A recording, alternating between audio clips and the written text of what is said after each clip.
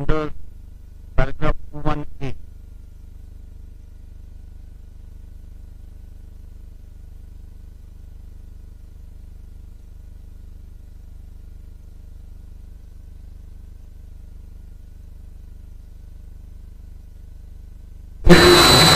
Under 21A, group number 4 consists of petition number 19, again filed by legislator belonging to the UBT faction. Under 21B, challenging the defiance of whip with regards to the speaker's election. Group number 6 consists of petition number 21, again filed by legislator belonging to the UBT faction under 21B with regards to defiance of whip for the confidence motion. Group number 5 consists of petition number 22 to 24, which has been filed by legislator belonging to the Shinde faction under 21A and 21B. Group 2 consists of petition number 17, which has been filed against certain independents and members belonging to other parties under 2 subclause 2. So we shall, before I proceed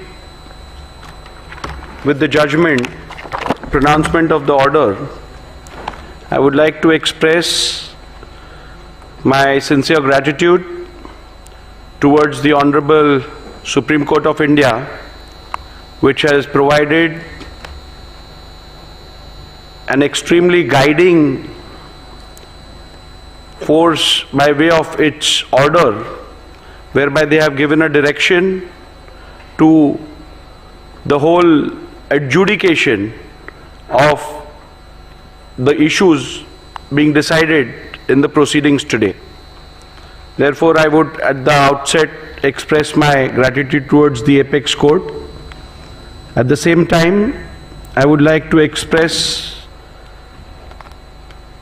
acknowledgement and a big thank you to the staff of the state legislature who have assisted me and the paralegal assistance which I have received from them during the course of the conduct of these proceedings pertaining to disqualification. I would also like to appreciate the cooperation which I have got from counsels appearing on both the sides, and I shall now proceed with the pronouncement of which are applicable to all the 5 groups out of the 6 groups, and therefore a ruling on the preliminary issues which concern all the 5 groups.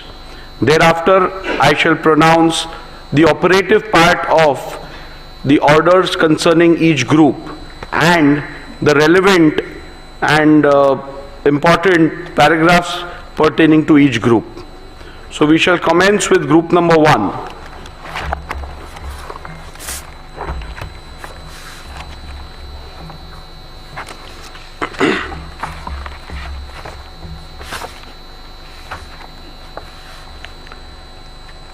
Preliminary issues.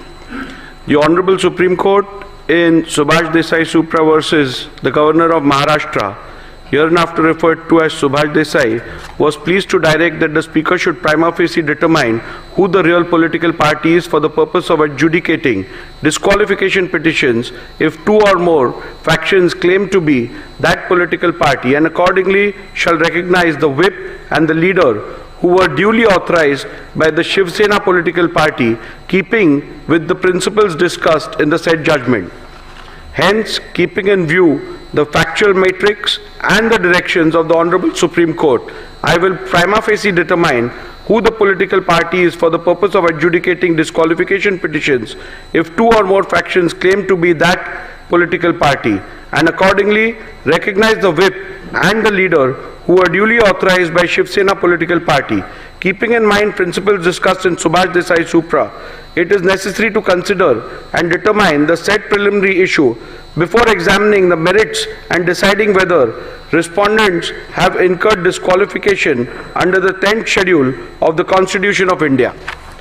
Thus, the preliminary issue that arises for my consideration before delving into the merits of disqualification petitions under the 10th schedule is, which among the two fractions was the real Shiv Sena political party, and consequently who was the duly authorized leader and or the whip of Shiv Sena political party for the purpose of deciding the present disqualification petition. The other issue framed for my consideration in this group of disqualification petition is whether the respondents have incurred disqualification in terms of paragraph 21A of the 10th schedule of the Constitution of India on account of their alleged acts and conduct.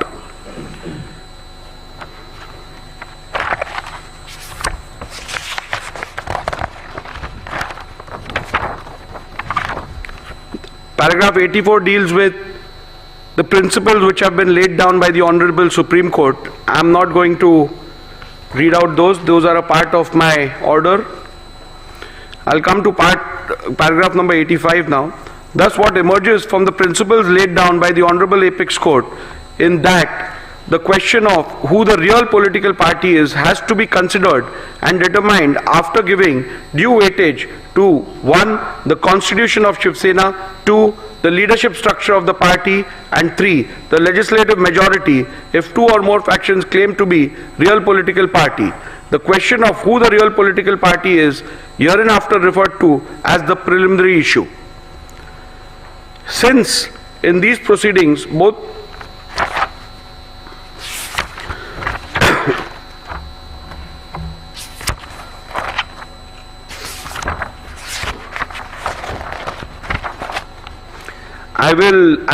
in the previous paragraphs I have recorded the submissions made by both the parties.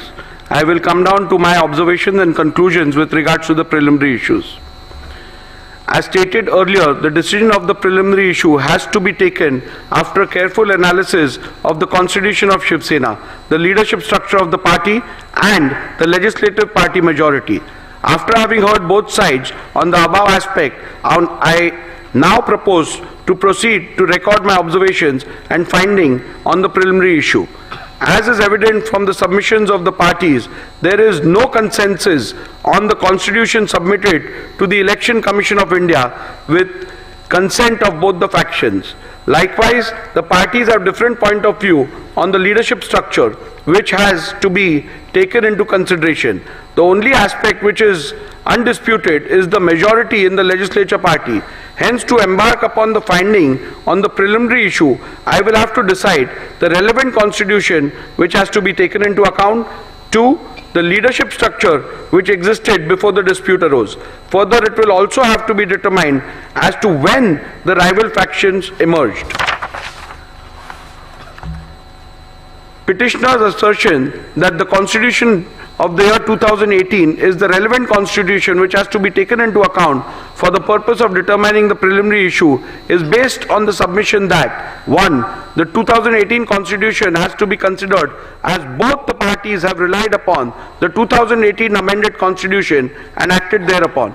2. The Election Commission in its order dated 17/2/2023 in dispute case number 1 of 2022 has held that both the parties were aware of the 2018 amendment, and thus the said Constitution of 2018 has to be taken as the Constitution which is done with the consent of both the factions, as the said Constitution of 2018 was never disputed prior to the initiation of these disqualification petitions, and the same was never challenged. 3. Respondents have themselves admitted and relied on the said Constitution of 2018. And 4. The statement of Sri Yogesh Kadam that the filing of 2018 Constitution along with the respondent's reply was a mistake done by the lawyers cannot be accepted, as the said statement is an afterthought and done only with the intention to mitigate the damaging statements made by Sri Dilip Lande.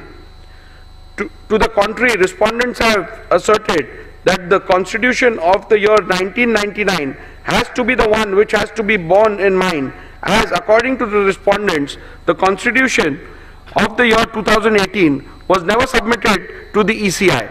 Respondents pointed out to the letter dated 4th April 2018 by way of which the petitioner based their claims of submissions of the said constitution to the ECI. By pointing out to the same, respondent submitted that both the said letters do not mention anything about the purported amendments to the constitution or submission of the same thereof to the ECI. A similar claim was made with respect to the letter dated 27/2/2018 by Shri Uddhav Thackeray in the special leave petition number 3997 of 2022. However, in the said SLP, there was no mention about the existence of any such letter dated 4th April 2018. The word submitted appearing in paragraph 168 of Subhash Desai means submitted before the ECI, as is evident from the further part of the said paragraph, which the petitioner has conveniently ignored. The respondents have further submitted that 2018 Constitution has been wrongly annexed as a document. The stand of the respondent on the 2018 Constitution has always been that it is unconstitutional and was secretly manufactured by Shri Uddhav Thackeray in cahoots with Mr. Anil Desai. This stand has been specifically taken in the reply filed by Shri Eknath Shinde before the Honorable Supreme Court in SLP number 3997 of 2023, way back on 16/3/2023, much before filing of the replies before the Speaker in August 2023. Further, even the additional replies filed on 25/10/2023 in the present proceedings, the aforesaid petition has been reiterated by the respondents.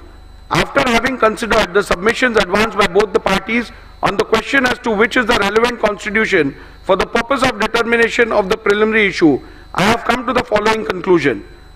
A. As per the Honorable Apex Court, if both the factions have submitted different versions of the constitution of the party, then in that case, what has to be taken into account is the constitution which was submitted to the ECI with the consent of both parties before the rival factions emerged.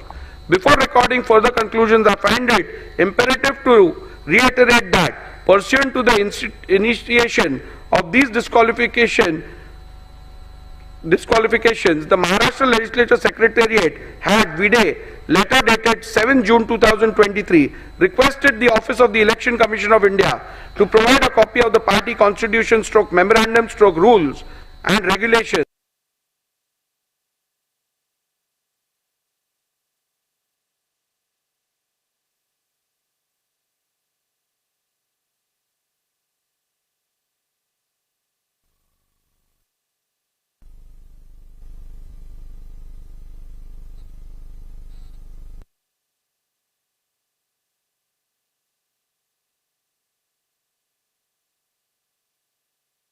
The Election Commission of India, with a letter dated 22nd June 2023, provided a copy of the Constitution and rules of Shiv Sena as available on the record of Election Commission of India. Further, with respect to amendments, if any, to the said Constitution of the party, the Election Commission requested the Legislature Secretariat to refer to the order dated 17 February 2023, passed by the ECI in dispute case number 1 of 2022. Having perused the same, it has to be noted that the copy of the Constitution of Shiv Sena provided by the ECI does not bear any date or year, but as per the ECI, that which is provided vide the reply is the only Constitution of Shiv Sena available on the record of the ECI. Further, with respect to the amendments, if any, to the said Constitution, the Election Commission, vide its order dated 17 February 2023, has held in paragraph 132 4b that the amended Constitution of 2018 is not on the record of the Commission.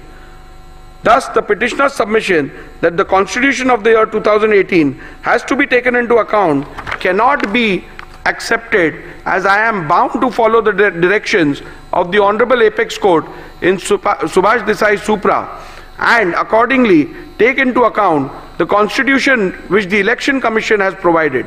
In my jurisdiction under the 10th schedule of the Constitution of India, I cannot delve into any other factor while deciding which is the relevant constitution. As prima facie, it is evident from the records of the ECI that the 1999 constitution is the one which was submitted to the ECI by the Shiv Sena before rival factions emerged. Further, it is also necessary to mention that the petitioner's submission that the constitution of the year 2018 was submitted to the ECI by referring to the letter dated 4th April 2018 cannot be accepted.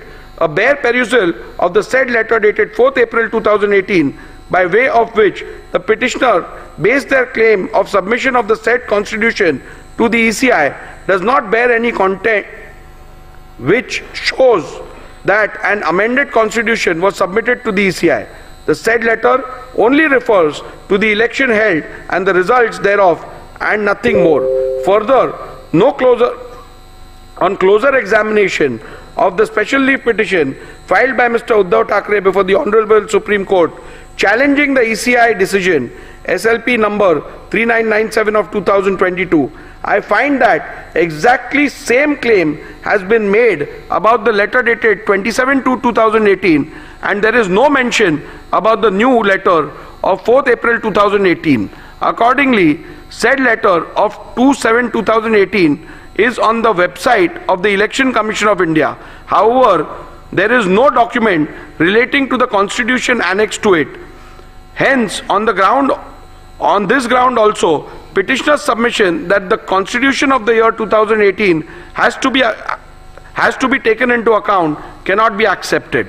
Petitioner's submission that submitted before the speaker, petitioner's submission that into inverted submitted before the speaker would mean into inverted annexed by the petitioner and the respondents in their respective petitions and replies thereto cannot be accepted, as there is a clear provision under the 1986 rule where the leader has to submit the party constitution. Rule 3 subclause 1 subclause B of 1986 rule mandates that the leader into inverted shall furnish into inverted a copy of the rules and regulations, whether known as such or as constitution or any other name, of the political party concerned. Further, Rule 3 subclause 4 contemplates that whenever any change takes place in the information furnished by the leader of the legislature party under Rule 3 subclause 1, he shall as soon as may be thereafter, and in any case within 30 days from the date on which such change has taken place, or written such further period, or within such further period as the speaker may for sufficient cause allow, furnish in writing information to the speaker with respect to such change. Thus, the submission of constitution before the speaker has to mean submission under Rule 3 of 1986 rules. However, till date, Shiv Sena has not submitted any constitution on the record of the speakers of the speaker under the said Rule 3.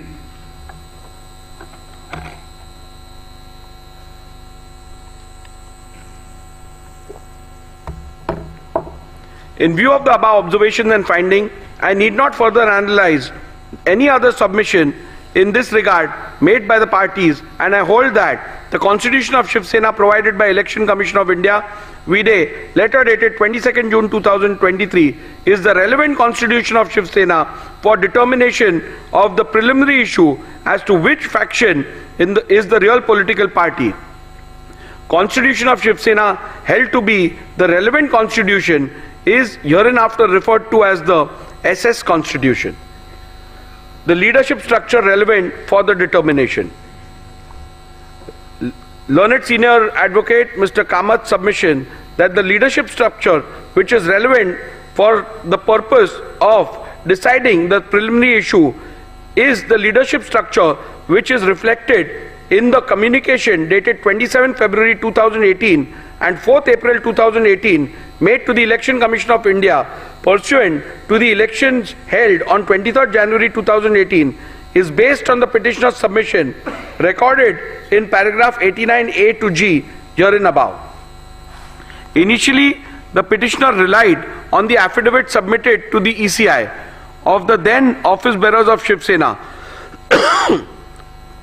produced along with the affidavit in lieu of examination of chief, to show that Shri Uddhav Thackeray had support of the majority in the organization. Respondents objected to such production on the ground that it is not permissible to produce affidavits of others along with petitioner's own affidavit in lieu of chief examination without the author of the said affidavits subjecting themselves to cross-examination. In any event, during the arguments, Mr. Kamath did not rely on these affidavits and limited his submissions to the 2018 leadership structure as available on the ECI website. Mr. Jethmalani, in turn, focused his submission to buttress the ground that the said leadership structure of 2018 cannot be considered and relied upon for the purpose of determining the preliminary issue, as the said leadership structure is not in conformity with the constitution of Shiv Sena, which is on record of the ECI, and thus the same would be contrary to the findings of the Honorable Supreme Court in paragraph 168 of Subhash Desai. Mr. Jethmalani further relied on the legislative party leadership to submit that the legislative party also forms part of the leadership structure, as it is not only mentioned in the SS Constitution, but there is no dispute regarding the said members being part of the Pratinidhi Sabha under the SS Constitution. After having considered the submissions advanced by both the parties on the question as to which is the relevant leadership structure for the purpose of determination of the preliminary issue, I have come to the following conclusion. The submission of Mr. Kamath, the jurisdiction under the 10th schedule, only mandates a prima facie adjudication as to what the leadership structure of the political party was at the relevant time, and it does not extend to an inquiry as to whether or not the leadership structure available on the record of the ECI was pursuant to a validly held election is a correct position, and hence I concur with the same. Petitioner's submission that in these proceedings the respondents cannot challenge the organizational election results available on the record of the ECI, as the 10th schedule does not permit the raising of any such defense, is a correct position, and hence I am in agreement with the same. Respondent submission that the leadership structure of 2018 cannot be considered and relied upon for the purpose of determining the preliminary issue, as the said leadership structure is not in conformity with the constitution of Shiv Sena, which is on record of the ECI, does not arise at this juncture, as it is a submission which has to be considered while determining whether the said leadership structure can be relied upon for the purpose of determining which faction represents the real political party, which would be dealt with at the appropriate juncture.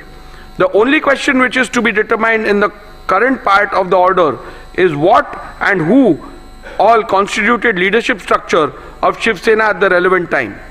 Respondents have led detailed evidence, and despite being confronted during cross-examinations, they have been able to demonstrate that no organizational elections were held on 23/1/2018.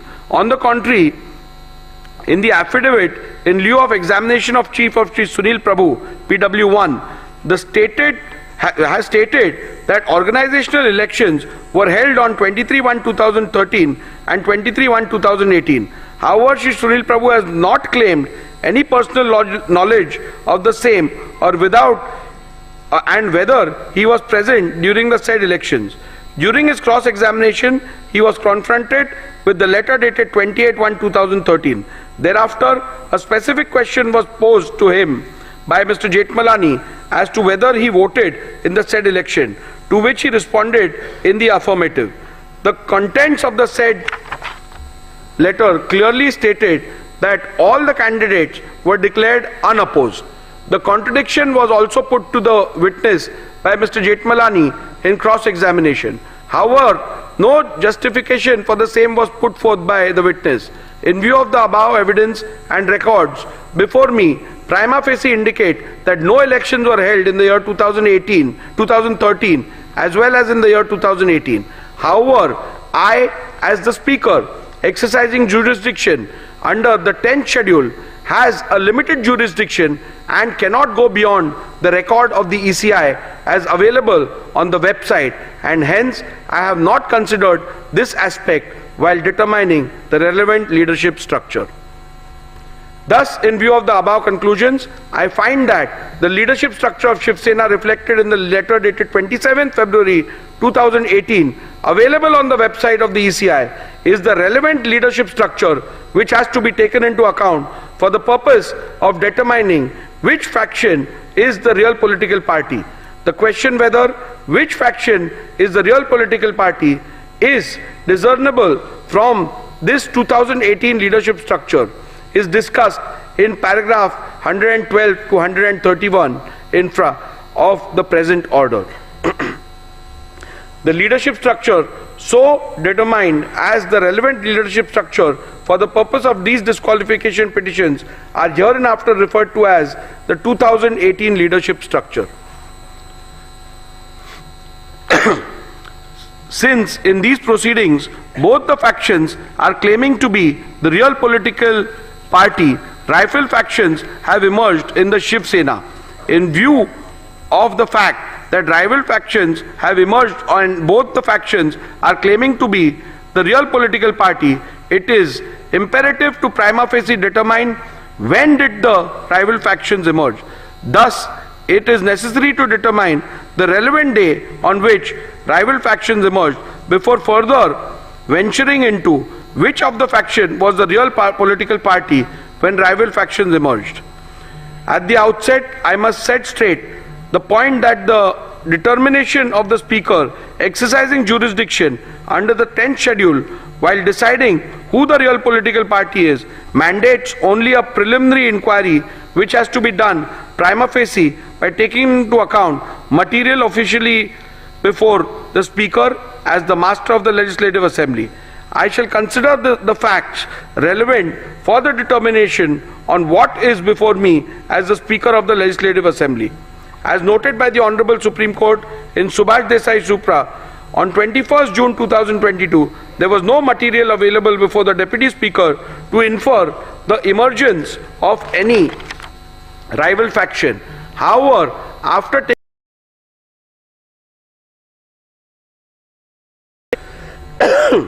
dated 21st June 2022, passed by the SSLP, disputed by the respondents, the very next day, the then Deputy Speaker received a resolution disputed by the petitioner dated 21st June 2022, received by the then Deputy Speaker on 22nd June 2022, contrary to the resolution dated 21st June 2022. Thus, from this fact alone, it is evident that there emerged two factions of the Shiv Sena from 21st June 2022 itself, but the same came to be officially on record of the office of the Speaker and or Legislative Secretariat on 22nd June 2022. At this juncture, it is imperative to refer to paragraph 119 of Subhash Desai Supra, where the Honorable Apex Court, while discussing the legality of the recognition of leader and the whip of Shiv Sena accorded by the letter dated 3rd July 2022, held that the Speaker ought to have taken into consideration the split that took place within the Shiv Sena, which were discernible from two sets of resolutions appointing two different leaders and whips placed on the record by Shiv Sena before the Legislature Secretariat. This paragraph into bracket 119 read with Honorable Apex Court's findings recorded by the Honorable Apex Court in paragraph 157 of Subhash Desai Supra makes it clear that the law laid down by the Honorable Supreme Court is that in view of the deletion of paragraph 3 of the 10th schedule, when rival factions emerge as a result of rift/split in the party, the Speaker has to necessarily find which faction is the real political party while recognizing leader and the whip of the party. Thus, in view of the facts recorded in the preceding paragraphs and keeping in view the principles enumerated by the Honorable Supreme Court in Subhash Desai Supra as recorded in paragraph 84 herein above, I have come to the following conclusion that the emergence of the two factions of Shiv Sena can be inferred from 21st June 2022 itself, and the same came to be a matter of official record of the office of the Speaker and of the Legislature Secretariat on 22nd June 2022. Conclusion: having decided the 1. relevant constitution of Shiv Sena, 2. leadership structure, and 3. the relevant point for the purpose of determining the preliminary issue, I have made the following analysis, observations, and determinations on the preliminary issue of which faction was the real political party when two factions emerged. For the purpose of analyzing, discussing, and determining the issue, the faction of the petitioner is hereinafter referred to as UBT faction, and likewise the respondent's faction is referred to as the Shinde faction. The applicability of the test of aims and objectives. I am not going into the details of reading the applicability of the test of aims and objectives, because as you are aware that in accordance with the directions of the Apex Court and otherwise, the Speaker is not required to get into the political thicket with regards to the aims and objectives of a political party. So I am restricting it to pronouncement, and you can have a look at it once you apply for the certified copy.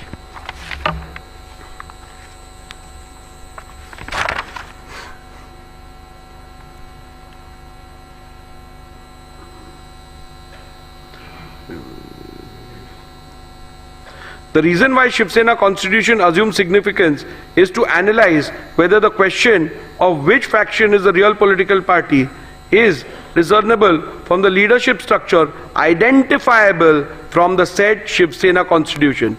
So the Shiv Sena constitution is relevant to the extent of identifying the leadership structure. Leadership structure as a criteria to determine who was the real political party. As I have already held which is the relevant constitution and the leadership structure of the Shiv Sena to be taken into account for deciding the preliminary issue, I now have to see whether the relevant leadership structure read with the SS constitution provides answers to the question which faction is the real political party, and consequently determine the same.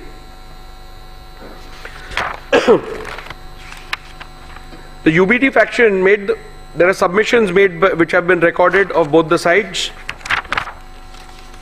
which are at paragraph 113 and 114 of my order. In view of the above recorded submissions of the parties, there emerges two further questions: whether 2018 leadership structure is in conformity with the constitution of Shiv Sena. Number two, whether will all the Paksha Pramukh whether will of the Paksha Pramukh and or majority leaders in the 2018 leadership structure could be said to be synonymous with the will of the political party. So we further have to derive get answers to two more questions. The primary one being whether 2018 leadership structure is in conformity as provided by the constitution, and number two, whether the will of the Paksha Pramukh and or majority of the leaders reflects the will of the political party. As there are contrasting submissions on the question, it is necessary to peruse the SS constitution and the 2018 leadership structure and then record a finding as to whether the 2018 leadership structure is in conformity with the constitution of the Shiv Sena. Thus, I have taken a comparative look at the 2018 leadership structure and the Shiv SS constitution and have arrived at the following observations and conclusions. A. 2018 leadership structure mentions Shiv Sena Paksha Pramukh into bracket president as the highest office of the SSPP. However, in the SS constitution, the highest office of the Shiv Sena political party is Shiv Sena Pramukh, but the said constitution distinguishes highest office and the highest authority and provides that Rashtriya Karyakarni is the highest authority whose decision shall be final. Shiv Sena SS Constitution provides that the members of the Rashtriya Karyakarni shall be called as Shiv Sena leaders and provides for a total number of 19 members, out of which 14 are to be elected by the Pratinidhi Sabha and the rest of the 5 members are to be appointed by Shiv Sena Pramukh. However, the 2018 leader structure envisages only 13 members in the Rashtriya Karyakarni, out of which 19 are to be elected and the remaining 4 are to be appointed. SS Constitution provides for a total number of 21 deputy leaders, out of which 17 are to be elected by the Pratinidhi Sabha and the rest of the 4 members are to be appointed by Shiv Sena Pramukh. However, the 2018 leaders structure envisages 33 deputy leaders, out of which 21 are to be elected and the remaining 12 are to be appointed. The 2018 leadership structure provides for 3 categories of office bearers, vis-a-vis Secretary, Samanvayak and Sanghatak. However, the Constitution of Shiv Sena provides for 3 categories of office bearers, vis-a-vis President, Sarchitnis, General Secretary, Koshadhyaksha, Treasurer. From the observation recorded in the preceding paragraphs, it is evident that the 2018 leadership structure is not at all in conformity with the Constitution of Shiv Sena.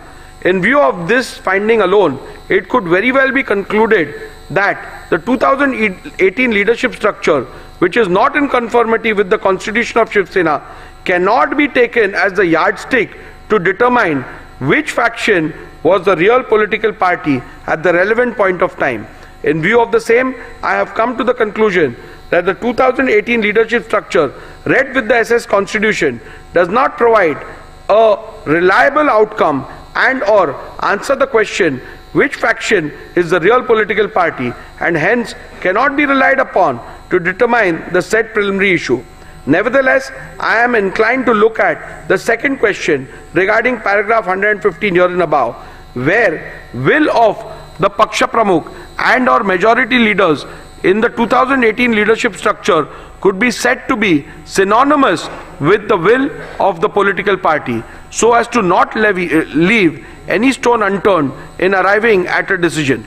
The determination of this question arises out of the alternate submissions made by the UBT faction that the 2018 leadership structure has to be taken ex facie, and the determination of which faction was the real political party has to be solely based on the said leadership structure without a comparison of the said structure with the leadership structure provided for the in the Constitution of the Shiv Sena.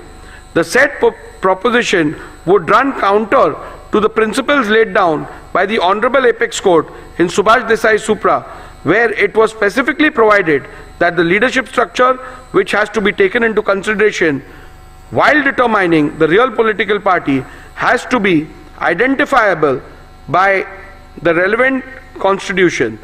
Thus, although in the light of my finding on the preceding question, the aspect need not be looked into, however, I intend to look into the said aspect any which way, considering the gravity and importance of the dispute. Hence, following are my observations, findings and conclusions on the said aspect.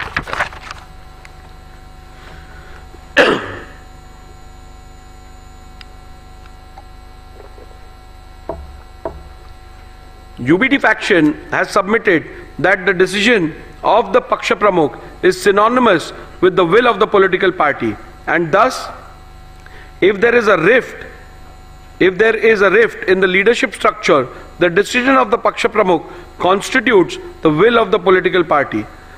This proposition is devoid of merit, as I do not find any substance to allow the same. The reason for the same are recorded herein below.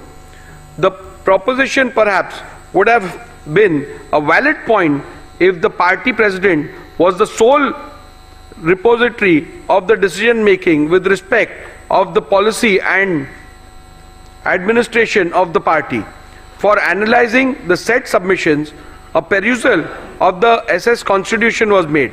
The,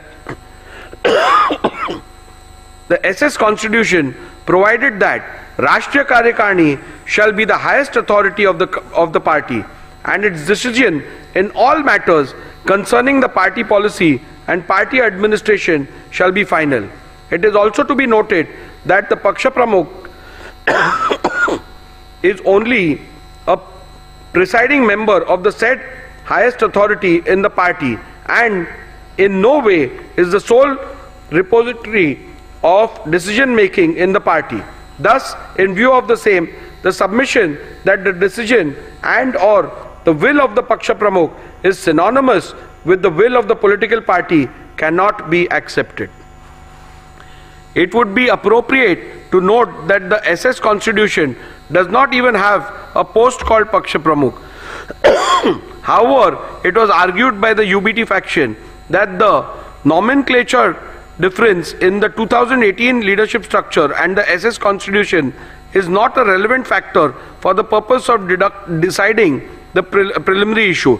Even though I have held in paragraph 117 that 2000 leadership structure is not at all in conformity with SS Constitution, I shall consider this submission.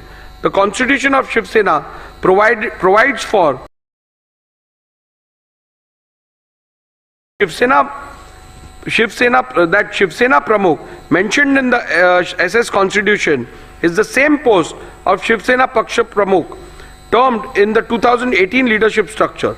By relying on the powers of Shiv Sena Pramukh, it was argued by the UBT faction that he is the authority under the party constitution vested with the powers to remove any member of the party.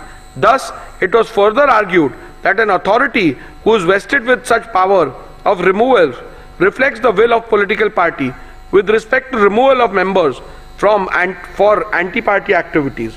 However, a complete reading of the said provision in the party constitution reveals that the said submission is factually wrong.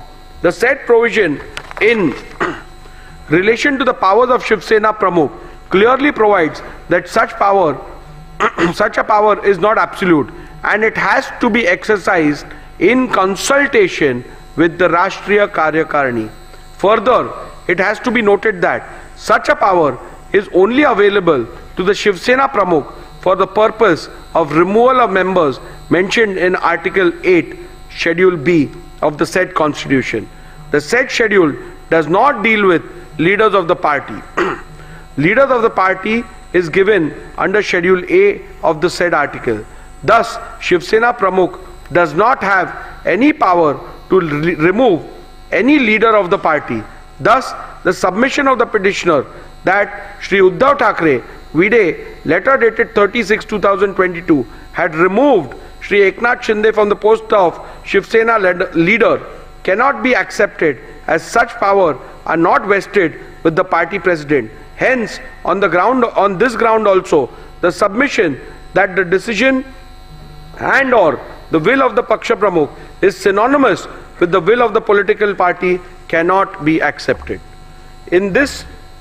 If this proposition is accepted, then in a situation where the party president, who is also a legislator, itself defects, then he could simply escape the wrath of the 10th schedule by pleading that his decision is the will of the party. Further, if this proposition is to be accepted, it would mean that no member can ever voice concern against the party president, and the party president might possibly be able to seek disqualification against any member who questions his credibility. This would run contrary to the concept of intra-party dissent. In view of the clear and unequivocal finding of the Honorable Supreme Court at paragraph 183 to 190 of Subhash Desai, I will be falling foul of the judgment of the Honorable Supreme Court in Kyoto Holohan, wherein the constitutional validity of the 10th schedule was itself upheld on the grounds that it is not an anti-dissent law if this proposition is accepted. I shall now proceed to consider whether the will of the majority leaders in the 2018 leadership structure is synonymous with the will of the political party. An alternate submission was made that even if the Paksha Pramukh is not accepted as the repository of the will of the political party, the decision of the leadership structure has to be construed as synonymous with the will of the political party. This proposition is also devoid of merit, and I do not find any substance in it for following reasons. In a circumstance where there is no dispute amongst the leaders identifiable by the constitution of a political party, the proposition would have held water. However, the factual matrix of the present matter is different. This is a matter where there is a dispute within the leadership structure itself. It is to be noted that in the present matter, rival factions have emerged in the legislature party, political party, and thus inevitably amongst leaders of the party as well. Thus, it would not be wise to apply this proposition in the present matter. The existence of split stroke rift in the leadership structure is admitted by the petitioner and or the UBT faction, as can be inferred from the petitioner's affidavit in lieu of examination in chief of PW1, petitioner himself, that the leader of the UBT faction did not have the support of all the members of the 2018 leadership structure when rival factions emerged. Thus, the submission that the decision of the leadership structure has to be construed as synonymous with the will of the political party could have perhaps be applied in a situation where there is a dispute between some members of the party and the elected leadership. In such a case, the leadership of the party could have possibly taken the stand that their decision would have to be taken as the decision and will of the political party until they are so removed from the leadership structure by a mechanism recognized by the constitution of the said political party. However, as I have noted earlier, in the present matter, rival claims have emerged wherein the leadership structure about the leadership within the leadership structure about the leadership itself. In such a situation, one leader's contention that his will is the will of the political party would be contradiction in terms. Thus, when there is a vertical rift in the party and two factions within the said leadership structure emerge as a result of the said rift, leaders of either faction, both Shri Uddhav Thackeray and Shri Eknath Shinde, could equally claim to represent the will of the political party. In that case, it would not be appropriate to take their decision as the decision that carries the will and wish of the political party when the question of which faction is the political party is being considered. There possibly lies one more aspect which could be considered. Does the stand-stroke decision of the majority members of the leaders within the leadership structure identifiable and appointed according to the constitution of the political party could be construed as the will and desire of the political party in the event there is a dispute within the leadership structure? For the purpose of answering this question, one must look into the constitution of the political party.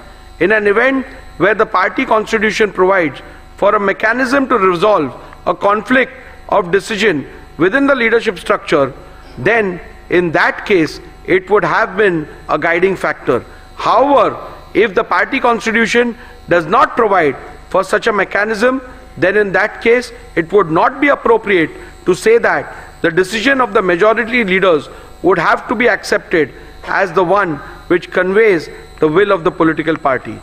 This aspect need not be further considered in view of the fact that in any case UBT faction has not placed any material on record or even suggest that any meeting of the Rashtriya Karyakarni was called for where any decision in relation to the real political party was resolved so as to identify the leaders and or the whip who carried the will of the political party. Thus, in the absence of any such material, including any majority decision of the Rashtriya Karyakarni in relation to the real political party, identifying the leader and or the whip who carried the will of the political party would be an impossible task.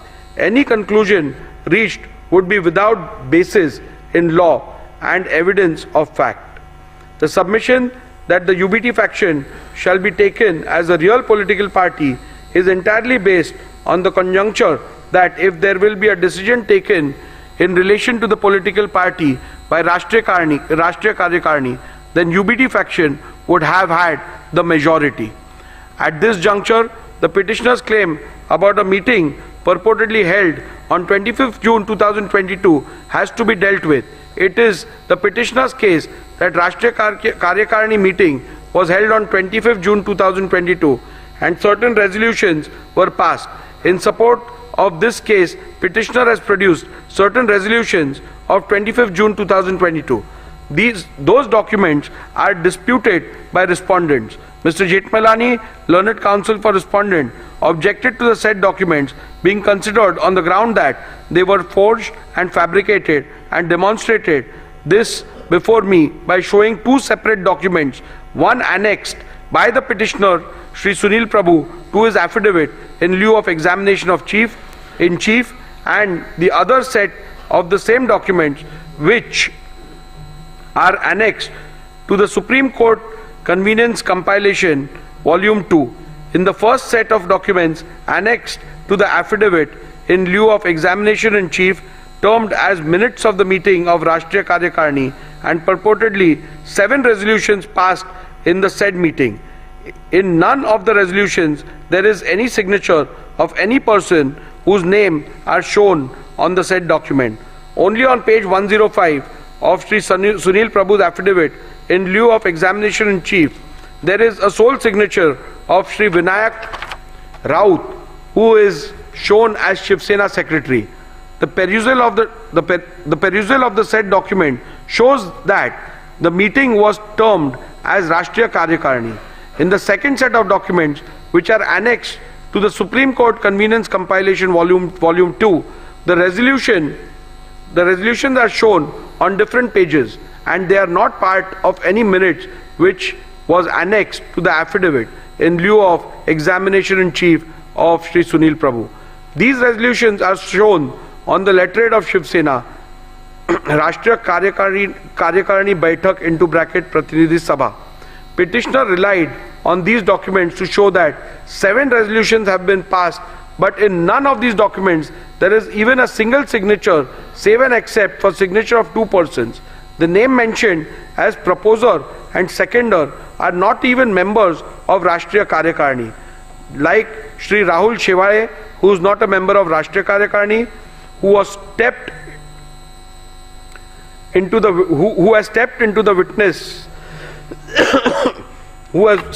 the witnesses and led evidence that there was no such meeting.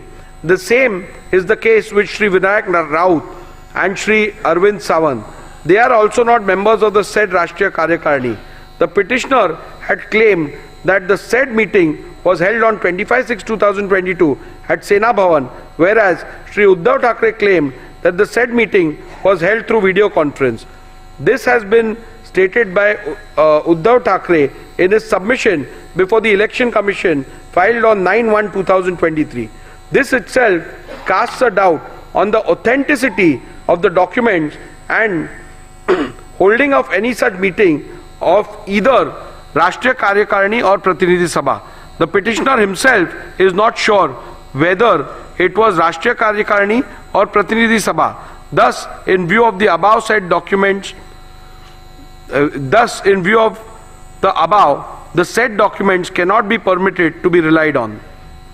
Petitioner suggests that a look into how the Shiv Sena settled conflict or decisions within the leadership structure in the past might shed some light into this. However, in the present matter, no such material are placed before me to even suggest such instances which happened in the past, where the majority decision within the leadership structure is taken as the will of the political party.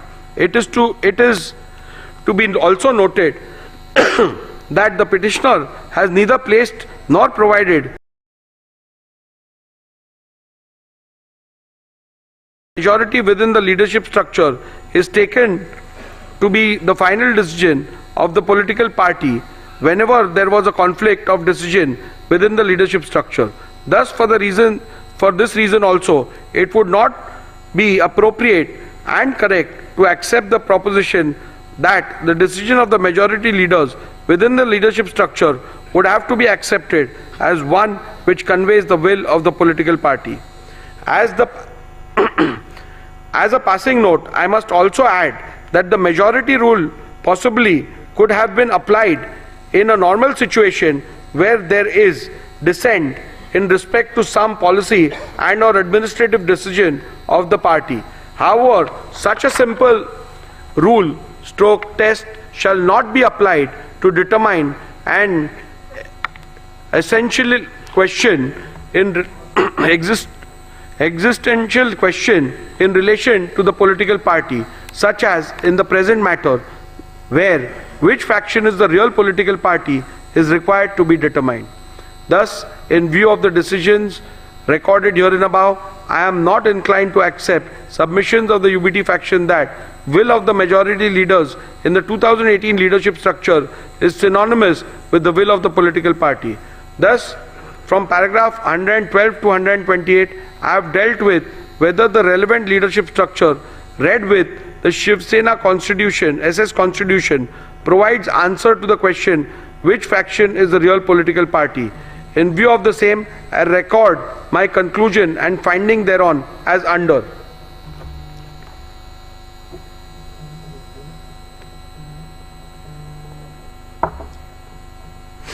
The 2018 leadership structure is not at all in conformity with the constitution of Shiv Sena and thus does not provide a reliable outcome and or answer to the question which faction is the real political party, and hence cannot be relied upon to determine the preliminary issue. Decision of the Paksha Pramukh is not synonymous with the will of the political party, and thus if there is a rift in the leadership structure, decision of the Paksha Pramukh cannot be taken as the will of the political party.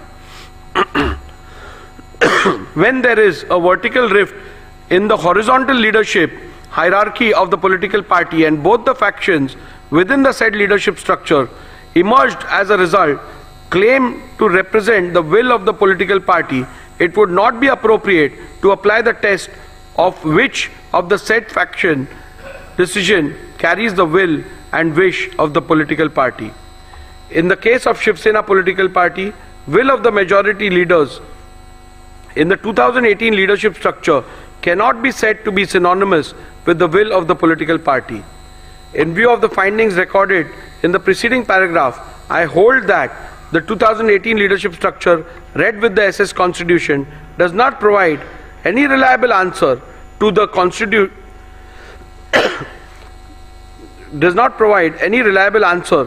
question which faction is the real political party, and consequently the 2018 leadership structure cannot be yardstick to determine which faction is the real political party. With regards to the legislative majority, I am not going to spend much time because that question is rather clear.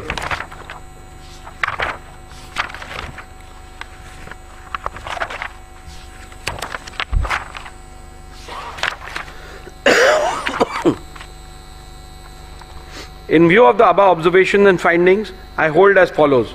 Which faction is the real political party is discernible from legislative majority which existed when the rival factions emerged.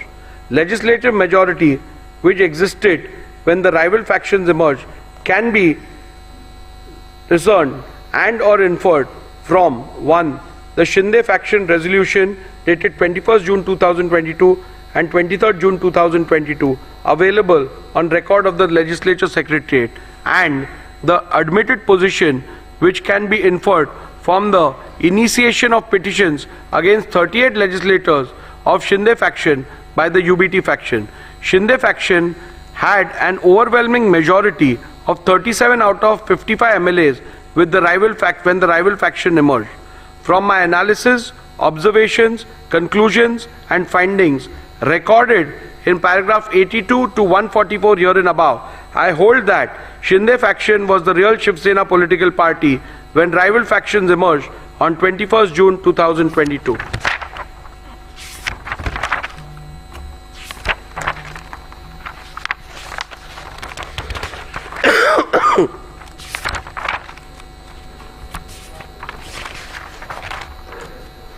In view of my findings that the Shinde faction was the real political party when the rival faction emerged and that Shri Sunil Prabhu ceased to be the duly authorized whip from 21st June 2022, I further conclude that Shri Bharat Gogaole was validly appointed as the whip, as that was the reflection of the will of the Shiv Sena political party as on 21st June 2023.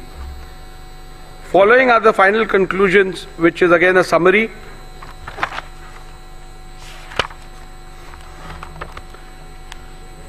Have the respondents incurred disqualification in terms of paragraph 21A of the 10th schedule of the Constitution on account of their acts, omissions and conduct?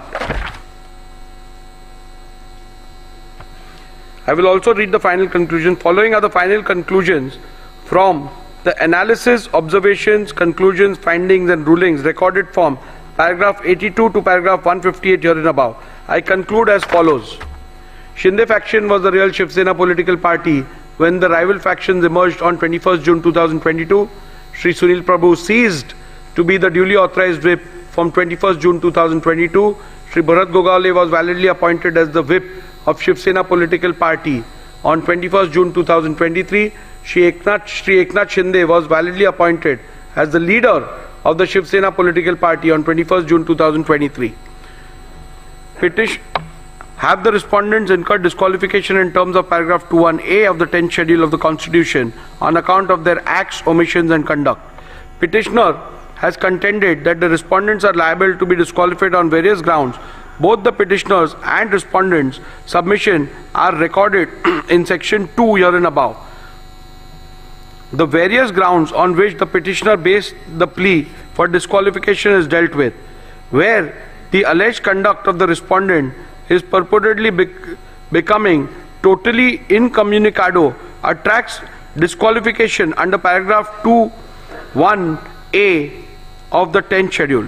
Whether the alleged conduct of the respondents in purportedly becoming totally incommunicado attracts disqualification under paragraph 2 subclause 1 subclause A of the 10th schedule. The first ground on which the petitioner sought disqualification of the respondents is that the respondents became incommunicado. The submission cannot be accepted and the respondents cannot be held to be disqualified on this ground for the following reasons. The ground is a mere allegation, and apart from mere assertion that the respondents have gone incommunicado, the petitioner has not put forth any evidence or material to substantiate it. For instance, the petitioner has not provided any material about who was sought to be contacted and by whom, when such an attempt was made, etc. A mere unsubstantiated statement that the legislators have gone incommunicado cannot even be a ground to attract disqualification under paragraph 21A of the 10th schedule. When rival factions emerge in a political party, especially within the leadership, it is possible for both the factions to allege that the other faction has gone incommunicado. In such a circumstance, especially in the light of the law laid down by the apex court in Subhash Desai Supra, it would not be correct to hold any faction to have incurred disqualification for going incommunicado without first determining which of the faction is the real political party, reflecting the will of the political party. Also, having held that the Shinde faction was the real political party when the rival factions emerged, the submission of the petitioner that the respondents have gone incommunicado ceases to hold any meaning for the purpose of disqualification. On the 20th of June 2022, elections for the Legislative Council were held. In his cross-examination, Shri Sunil Prabhu, PW1, stated that all the MLAs were present for the same. In the face of this evidence, it would not be possible to accept that the legislators had gone incommunicado. Respondents have placed that they have been in touch with the UBT faction. They substantiated it by stating that Shri Milind Narvekar and Shri Ravindra Phatak, MLC, of the UBT faction had gone to Surat and met Shri Eknath Shinde and other respondents on 21st June 2022 on the instructions of Shri Uddhav Thackeray. This fact was not denied by the petitioner Shri Sunil Prabhu when a suggestion was put to him in the cross-examination. In fact, the petitioner admitted that Shri Milind Narvekar and Shri Ravindra Phatak, MLC, of the UBT faction had gone to Surat and met Shri Eknath Shinde and other respondents. Also, three of the witnesses for respondents have testified that Shri Milind Narvekar and Shri Ravindra Phatak, MLC, of the UBT faction had gone to Surat and met Shri Eknath Shinde and other respondents. On 21st June 2022, on the instructions of Shri Uddhav Thackeray, the testimony stood the test of cross-examination and the petitioner could not establish otherwise. Thus, on this count alone, or this count also, it would not be possible to accept the legislators were incommunicado, Whether the deliberate absence of the respondent in the SSLP meetings purported to be held on 21st June 2022 attracts disqualification under paragraph 21A of the 10th schedule. The second ground on which the disqualification is sought is that the respondent deliberately remained absent in the SSLP meeting held on 21st June 2022.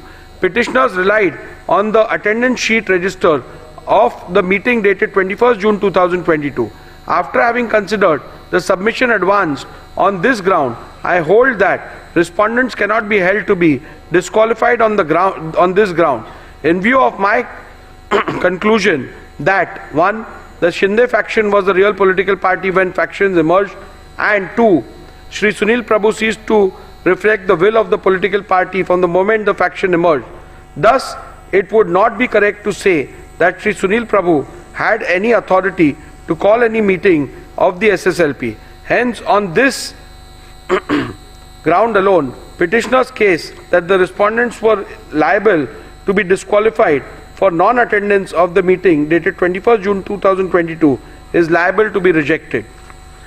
Irrespective of the conclusion that may be reached about which faction was the real political party, respondents could not be held to be disqualified on the ground that they deliberately remained absent in the SSLP meeting held on 21st June 2022. This is because of the following reasons. Petitioner relied upon the attendance sheet of the 21st of June 2022 to claim that all those MLAs who were signed the said attendance sheet were present in the meeting, while those who did not sign were not present. Based on this document, the UBT faction claimed that respondents remained deliberately absent. A comparison of the original attendance sheet produced along with the affidavit in lieu of chief examination of the petitioner Shri Sunil Prabhu, PW1, with the copy of the attendance sheet produced and verified as a true copy along with the petition, reveals that the two do not match. There are glaring discrepancies. The copy claimed to be the original of the said attendance sheet has a handwritten date of 21st June 2022, whereas the copy verified as the true copy of the original produced along with the petition does not have it. Further, Shri Sunil Prabhu stated in his cross-examination that the documents relied as the attendance sheet was in fact a register of MLAs to whom the whip of 21st June 2022 was served and received. So, facts show: 1. There are glaring discrepancies in the said attendance sheet. 2. The statements of Shri Sunil Prabhu shows the document relied upon as attendance sheet of MLA present on 21st June 2022 is in fact a register of service and receipt of the whip dated 21st June 2022 of the MLAs. Thus, the said document is unreliable and cannot be taken as proof of non-attendance of respondents in the meeting held on 21st June 2022. Hence, on this count as well, petitioner's case that the respondents are liable to be disqualified for non-attendance of the meeting dated 21st June 2022 has to be rejected. Further, all the respondents have denied the receipt of any whip for attending the meeting on 21st June 2022. Countering this, petitioner Shri Sunil Prabhu, in his affidavit in lieu of examination in chief, stated that the whip for 21st June 2022 meeting was sent via WhatsApp by Shri Manoj Harishchandra Chaugle to Shri Prabhakar Kaye, PA of Shri Eknath Shinde. In the cross-examination of Shri Sunil Prabhu stated that the whip was sent via WhatsApp to all the respondents, who according to him were not traceable. However, petitioner has not offered any statement or any material to even suggest that such WhatsApp messages were sent to other respondents. Thus, the petitioner has failed to establish that whip/notice was served upon the respondents in petition number 2/215, directing them to attend the meeting on 21st June 2022. As to the service of whip on Shri Eknath Shinde, the only material produced by the petitioner is an alleged screenshot of the WhatsApp message sent by one Shri Manoj Harishchandra Chaugle to one Shri Prabhakar Kaye. This does not constitute proof of any notice whip was served upon Shri Eknath Shinde, directing him to attend the meeting on 21st June 2022. Further, a perusal of the aforementioned WhatsApp message allegedly sent to the PA of Shri Eknath Shinde shows that the said message was sent at 12:31 p.m. on 21st June 2022 for a meeting which was allegedly scheduled for 12:30 p.m. Thus, it is abundantly clear that none of the respondents were ever served any notice whip for the alleged meeting dated 21st June 2022. Hence, on this ground alone, also, petitioner's case that the respondents were liable to be disqualified for non-attendance of the meeting dated 21st June 2022 must be rejected. The third ground on which the disqualification of respondent is sought is that the respondents deliberately remained absent in the SSLP meeting held on 22nd June 2022. Petitioner relied on the attendance sheet register of the meeting dated 22nd June 2022. After having considered the rival submissions, I hold that respondents cannot be held to be disqualified on this ground in view of my conclusion that 1. The Shinde faction was the real political party when rival factions emerged. 2. Shri Sunil Prabhu ceased to reflect the will of the political party from the moment rival factions emerged. Thus, it would not be correct to say that Shri Sunil Prabhu had any authority to call any meeting of the SSLP. Hence, on this ground alone, petitioner's case that the respondents were liable to be disqualified for non-attendance of the meeting dated 22nd June 2022 must be rejected. Again, even if I was to take different view about which faction was the real political party, still the respondents could not have been held disqualified on the grounds that respondent deliberately remained absent in the SSLP meeting held on 22nd June 2022 for the following reasons. I am unable to accept the petitioner's submission that non-attendance of the SSLP meeting would make the respondents liable to be disqualified under paragraph 2, 1A of the 10th schedule.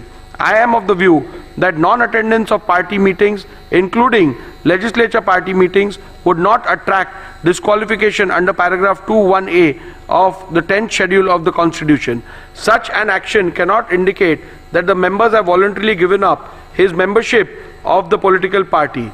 Not attending party meeting and voicing a difference of opinion outside the House are matters between the members and his party and have nothing to do with clause 2(1)(a) of the 10th schedule. Non-attendance of the meeting can at the most be termed as an act of dissent within the party. If viewed as a form of expression, it would be protected by freedom of speech and expression, which includes dissent and is not only an integral part of fundamental rights under Article 14, 19 and 21 of the Constitution, but is an aspect of the basic structure of the Constitution also. Therefore, even if the alleged non-attendance is seen as an expression of dissatisfaction, it cannot be treated as conduct attracting disqualification within the purview of paragraph 21A of the 10th schedule. Further, I find the petitioner's reliance on Shriman Bayasaheb Patil versus Karnataka Legislative Assembly 2020 2 SCC 595 is misplaced, as in that matter the disqualification was not only on the grounds of non-attendance of a party meeting but was found to attract disqualification when considered with the surrounding circumstances, such as non-attendance of the assembly session along with non-attendance of meetings. Petitioner relied upon the attendance sheet of the 22nd June 2022 to claim that all those MLAs who had signed the said attendance sheet were present in the meeting, while those who did not sign were not present. Based on this document, UBD faction claimed that respondents remained deliberately absent.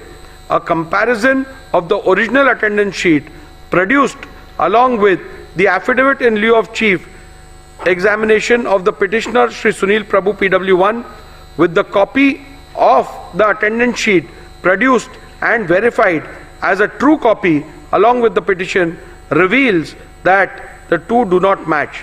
There are glaring discrepancies.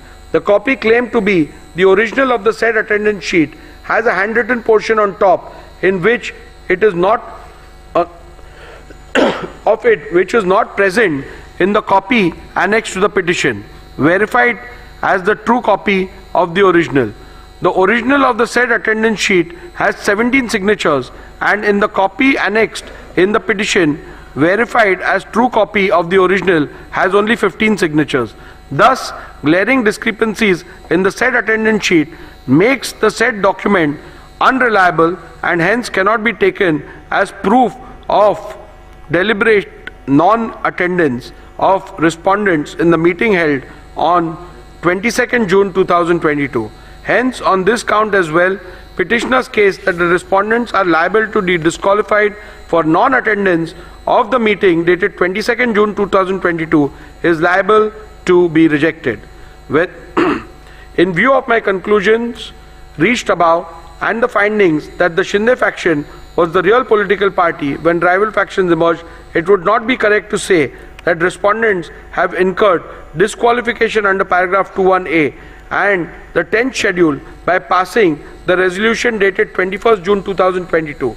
Hence, on this ground alone, petitioner's case that the respondents are liable to be disqualified for passing the resolution dated 21st June 2022 must be rejected. The next ground on which disqualification of respondents is sought is that the respondents acted in concert with BJP. This ground is a mere allegation, and apart from the mere statement that the respondents have acted in concert with the BJP, the petitioner has not provided any material to substantiate the same. Thus, a bald, unsustained statement that the legislators have acted in concert with the BJP cannot be a ground to attract disqualification under paragraph 21A of the 10th schedule. The next ground on which the petitioner seeks the respondents' disqualification is that they made anti-party, anti-coalition statements. Again, this ground is a mere allegation, and apart from a mere statement that the respondents have made anti-party, anti-coalition statements, the petitioner has not provided any material to substantiate the same. Newspaper/media reports relied on the petitioner cannot be taken as conclusive evidence of anti-party activities. It can at most be only considered hearsay. Thus, a mere unsubstantiated statement cannot be ground to attract disqualification under paragraph 21A of the 10th schedule. In conclusion, I would like to make some observations about dissent, indiscipline, and what acts as indiscipline would attract disqualification under the 10th schedule. If some member or members in a given case go overboard and make some statements or do some acts which may be considered indiscipline, it would be for political party to deal with them appropriately. Looking at the degree and gravity of the indiscipline, the concerned member may be censored, admonished or reprimanded or given a mere extreme punishment such as suspension or expulsion from the party as may be warranted by party rules. The 10th schedule is not intended as a device to be used for imposing intra-party discipline, much less for administering the party. No party leadership can use the provisions of the 10th schedule as a deterrent to stifle the collective dissent of large number of members by threatening them with disqualification under the 10th schedule. In a given case, when a tussle for leadership arises between leaders in a political party, the elected members, as indeed the common party workers, usually cannot remain mute onlookers. They are compelled to choose sides. Wherever whatever else may be the consequences of this action or inaction, the parties cannot expect that the high office of the speaker can be used to eradicate opposition or quell dissent in party ranks by employing the mechanism of the 10th schedule. In any case, the speaker has no role to play in this game of political tussle between warring party leaders.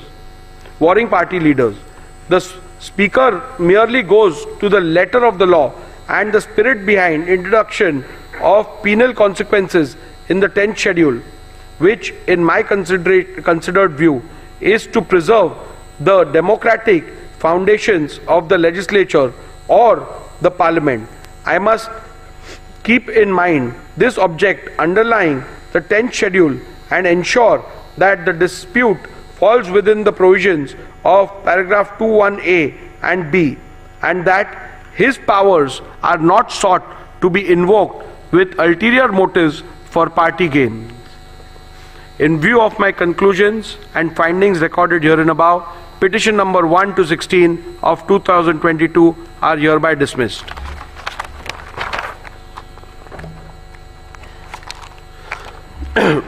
Group 3 deals with petition number 18, which is also under paragraph 21A. So I am only reading the operative part because the preliminary issues, the ruling will be the same on that. So I'll go to the operative part of it. You can deal with the judgment order with regards to the other aspects. Yeah. In view of my conclusion and findings recorded herein above, petition number 18 of 2022 is hereby dismissed.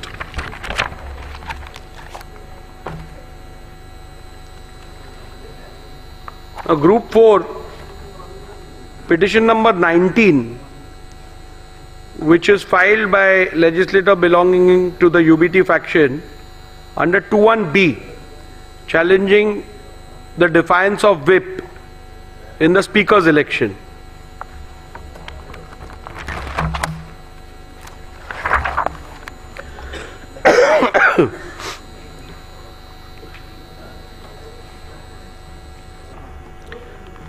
Petitioner has contended that the respondents are liable to be disqualified on various grounds. Both the petitioners and respondents' submission are recorded in section 2 herein above. However, the prayer for disqualification in the present petition is restricted to the alleged violation of whip dated 2nd July, allegedly issued by the petitioner in respect of the election of the speaker held on 3rd July 2022. Other amendments are all repetitions of submissions in petition number 1 to 16 and petition number 18 of 2022. Thus, my finding thereof may be read and referred to in respect of the amendments under paragraph 2, subclause 1, subclause A of the 10th schedule. Thus, the only ground on which the petitioner sought disqualification of respondent is that the respondent has violated the whip dated 2nd July allegedly issued by the petitioner in respect of election of the speaker held on 3rd July 2022. This submission cannot be accepted and the respondents cannot be held to be disqualified in view of my conclusion in respect of the real political party that the Shinde faction was the real political party when the rival faction emerged, and Shri Sunil Prabhu ceased to reflect the will of the political party from the moment rival factions emerged. Thus, it would not be correct to say that Shri Sunil Prabhu has any authority to issue any whip on 2nd June 2022. Hence, on this ground alone, petitioner's case that the respondents are liable to be disqualified for violation of whip dated 2nd July 2022 must be rejected. Irrespective of any conclusion that may be reached about which faction was the real political party, respondents could not be held to be disqualified on the ground that they violated the whip dated 2nd July 2022. This is because of the reasons recorded herein below. The petitioner has failed to prove the service of whip dated 2nd July 2022.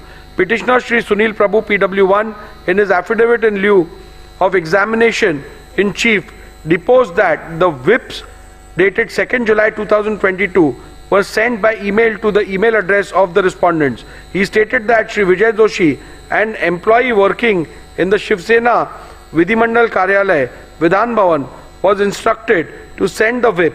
He further deposed that 2 whips dated 2nd July 2022 were sent by Shri Vijay Joshi to the respondents in disqualification petition number 19 and 21 of 2022. We did 3 emails dated 2nd July 2022. The said emails were produced along with the affidavit in lieu of evidence in chief. He further stated that email addresses of the respondents were taken from the email addresses mentioned in the official list of members of Maharashtra Legislative Assembly 2023 or as mentioned in a list furnished by the advocates for the respondents. We did the email dated 21st September 2023.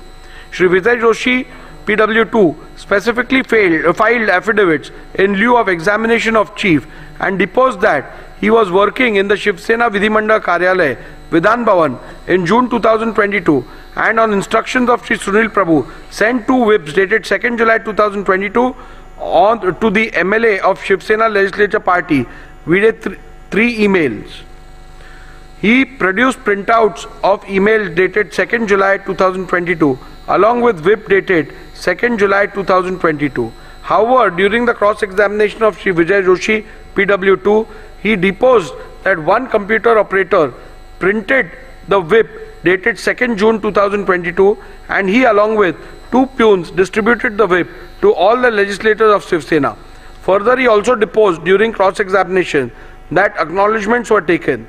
Thus, the witness who was specifically brought to depose in respect of the service of whip dated 2nd July 2022 made extremely contradictory statements in the affidavit in lieu of examination in chief and during cross-examination. Further, it is to be also noted that the acknowledgement talked about by Shri Vijay Joshi PW2 were never brought on record. Coupled with the above facts, respondents have demonstrated how some of the email IDs in the printout of the email produced by Shri Vijay Joshi are wrong. In view of the above, I hold that petitioner has not been able to establish the service of whip dated 2nd July 2022 and thus petitioner's case that the respondents were liable to be disqualified for violation of whip dated 2nd July 2022 must be rejected.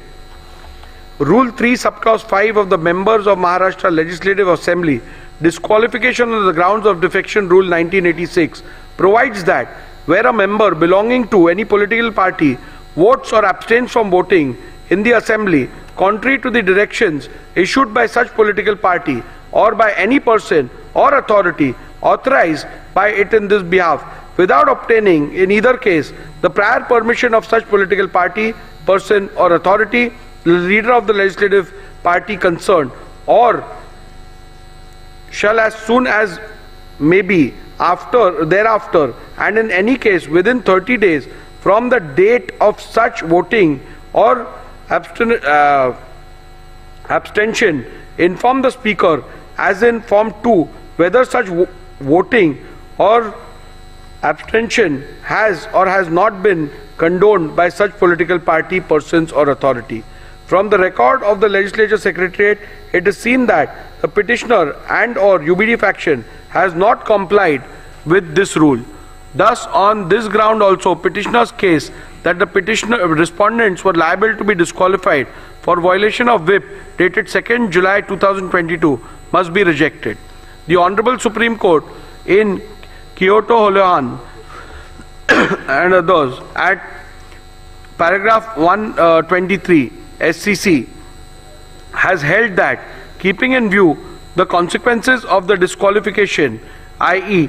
termination of the membership of a house, it would be appropriate that the directions or whip which results in disqualification under paragraph 21B is so worded as to clearly indicate that voting or abstaining from voting contrary to the said direction would result in incurring the disqualification under paragraph 21B of the 10th schedule, so that the member concerned has foreknowledge of the consequences following from the conduct in voting or abstaining from voting contrary to such a direction.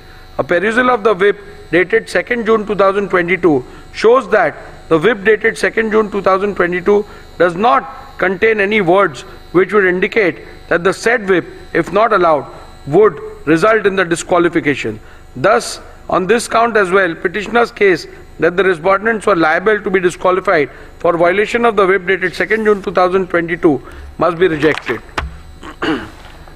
At this juncture, I intend to look into respondent submission that a whip cannot be issued in an election to the post of speakers has to be considered, even though the learned counsel for the petitioner submitted that in normal course of events no whip is issued for the election of the post of the speaker, but he submitted that the election held on 3rd July 2022 was not in normal course, but it was crucial event linked to the sustenance of the government. Petitioner further submitted that in any election where a candidate has been set up by the political party, then in that case the directions of the political party are binding on the legislator in important elections. At the outset itself, I must state that the record that the petitioner's submission that in a speaker's election candidates are set up by a political party is factually wrong. As a convention, the candidates are not usually seen as candidates set up by political party.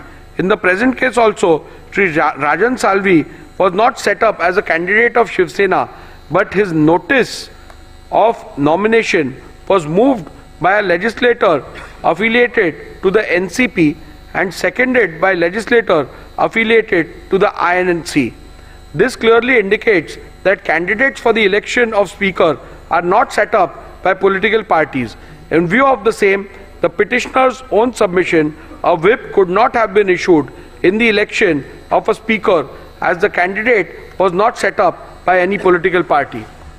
In view of my conclusions and findings recorded herein above, petition number 19 of 2022 is hereby dismissed.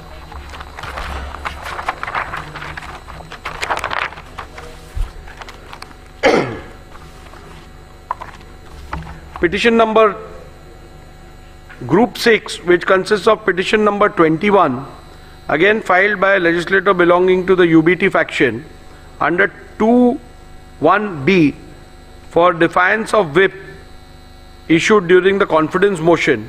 I will only read the operative part and you can refer to the judgment for the details. The preliminary issue has already been decided in the previous orders, so that will apply to this as well.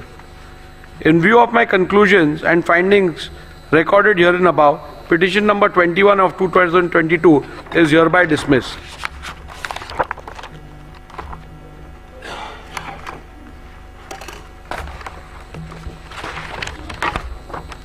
Now we shall deal with Group 5, being petition number 22 to 24, which have been filed by legislator belonging to the Shinde faction under paragraph 21A and paragraph 21B of the 10th schedule of the Constitution of India.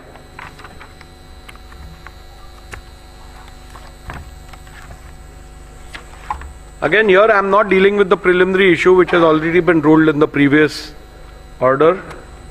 So I will directly go. Disqualification petition number 20 and 22 to 34 of 2022 has been filed by the petitioner Shri Bharat Gogawale against Shri Nitin Chandrakant Deshmukh and 13 other members of the 14th Maharashtra Legislative Assembly under paragraph 21A and paragraph 21B of the 10th schedule of the Constitution, inter alia on the following grounds: that A. Respondents have by their conduct voluntarily given up their membership of the SSLP, and 2. Respondents have voted against the whip issued on 3rd July 2022, wherein all members of the SSLP were issued directions to vote in favor of the confidence motion held on 4th July 2022.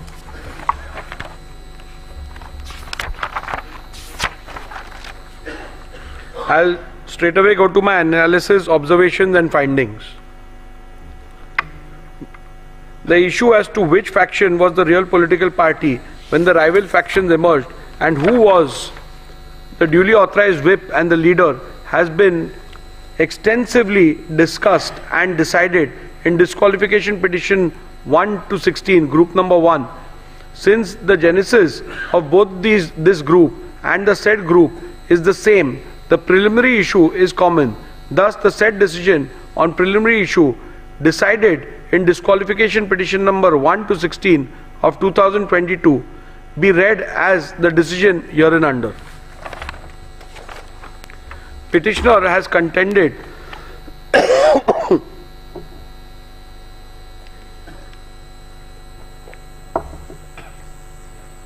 Petitioner has contended that the respondents are liable to be disqualified under paragraph 21A of the 10th schedule.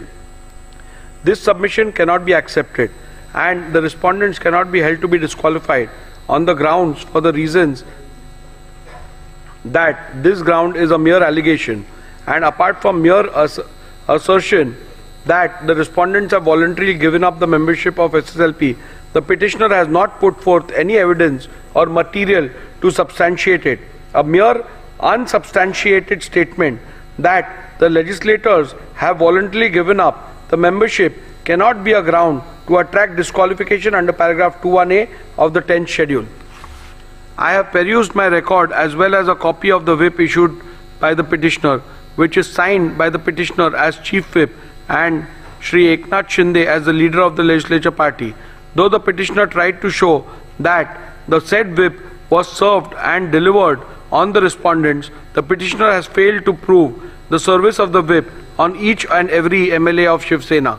I have also examined in detail the cross-examination of the petitioner, Shri Bharat Gogawale, and have found major inconsistency in the answers regarding physical service of the whip, and therefore this evidence cannot be accepted.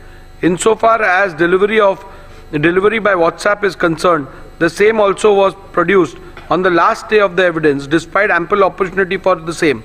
Even the pleadings filed by the petitioner are silent on the issue of service. In these circumstances, it will not be justifiable for me to take on record a document purporting to be a screenshot of WhatsApp messages which were admittedly sent through a third person mobile number, i.e. one Mr. Santosh Kadam, who also did not step into the witness box. Thus, petitioner's plea to disqualify respondents cannot be accepted. The Honorable Supreme Court in Kyoto Holion at paragraph 123 SCC has held that, keeping in view the consequences of the disqualification, termination of the membership of a house, it would be appropriate that the decision of whip which results in such disqualification under paragraph 21B is so worded as to clearly indicate that voting or abstaining from voting contrary to the said directions would result in incurring the disqualification under paragraph 2(1)(b) of the 10th schedule, so that the member concerned has foreknowledge of the consequences following from his conduct in voting or abstaining from voting contrary to such a direction. A perusal of the whip dated 3rd July 2022 shows that it does not contain any words which would indicate that the said whip, if not allowed, would result in disqualification. Thus, on this count as well, the petitioner's case that the respondents are liable to be disqualified for violation of whip dated 3rd July 2022 must be rejected. Rule 3 subclause 5 of members of Maharashtra Legislative Assembly disqualification on grounds of defection rule 1986 provides that where a member belonging to any political party votes or abstains from voting in the assembly contrary to any directions issued by such political party or by any person or authority authorized by it in this behalf without obtaining in either case the prior permission of such political party, person or authority, the leader of the legislature party concerned, or shall as soon as may be thereafter and in any case within 30 days from the date of such voting or abstinence inform the speaker as in form 2 whether such voting or abstinence has or has not been condoned by such political party, person or authority. From the records of the legislature secretariat, it is seen that the petitioner has not complied with this rule. Thus, on this ground also, petitioner's case that the respondents are liable to be disqualified for violation of whip dated 2nd July 2022 must be rejected. In view of my conclusion, the findings recorded herein above, petition number 20 and 22 to 34 of 2022 are hereby dismissed.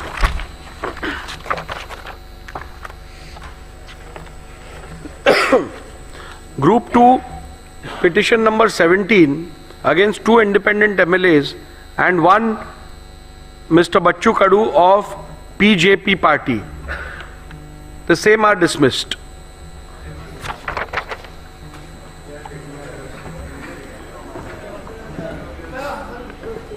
Yeah, you can apply for certified copies. We'll provide you with a mail as well as hard copies.